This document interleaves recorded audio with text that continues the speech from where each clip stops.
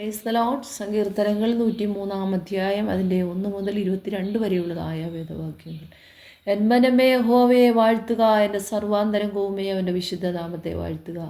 N മനമേ യഹോവയെ വാഴ്ത്തുക, അവൻ്റെ ഉപകാരങ്ങളൊന്നും മറക്കരുത്. അവൻ നിൻ്റെ അകൃത്യമൊക്കെയും മോചിക്കുന്നു, നിൻ്റെ സകല രോഗങ്ങളെയും സൗഖ്യമാക്കുന്നു. അവൻ നിൻ്റെ ജീവനെ നാശത്തിൽ നിന്ന് വിടുവിക്കുന്നു.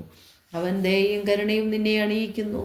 നിന്റെ യൗവനം കഴുകനെ പോലെ പുതുക്കി വരത്തക്കവണ്ണം അവൻ നിന്റെ വായ്ക്ക് നന്മ കൊണ്ട് തൃപ്തി വരുത്തുന്നു. യഹോവ സകല പീഡിതന്മാർക്കും വേണ്ടി നീതിയും ന്യായവും നടത്തുന്നു. അവൻ തൻ്റെ വഴികളെ മോശയെയും തൻ്റെ പ്രവൃത്തികളെ ഇസ്രായേൽ മക്കളെയും അറിയിച്ചു.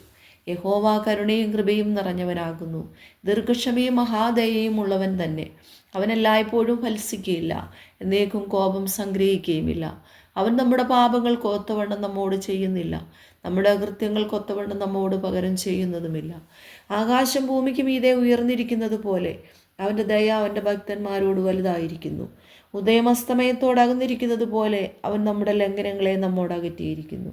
അപ്പന് മക്കളോട് കരുണ തോന്നുന്നത് പോലെ യഹോവയ്ക്ക് തൻ്റെ ഭക്തന്മാരോട് കരുണ തോന്നുന്നു.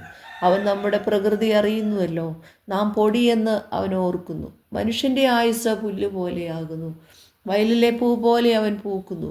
അത് കാറ്റിന്മേൽ അടിക്കുമ്പോൾ അത് ഇല്ലാതെ പോകുന്നു, അതിൻ്റെ സ്ഥലം പിന്നെ അതിനെ അറിയുകയുമില്ല. യഹോവയുടെ ദയയോ എന്നും എന്നേക്കും അവരുടെ ഭക്തന്മാർക്കും അവൻ്റെ നീതി മക്കളുടെ മക്കൾക്കും ഉണ്ടാകും. അവൻ്റെ നിയമത്തെ പ്രമാണിക്കുന്നവർക്കും അവൻ്റെ കൽപ്പനകളെ ഓർത്ത് ആചരിക്കുന്നവർക്കും തന്നെ.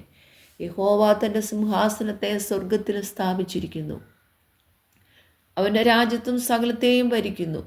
അവൻ്റെ വചനത്തിൻ്റെ ശബ്ദം കേട്ട് അവൻ്റെ ആജ്ഞ അനുസരിക്കുന്ന വീരന്മാരായി അവൻ്റെ ദൂതന്മാരായുള്ളവരെ യഹോവയെ വാഴ്ത്തുവീൻ.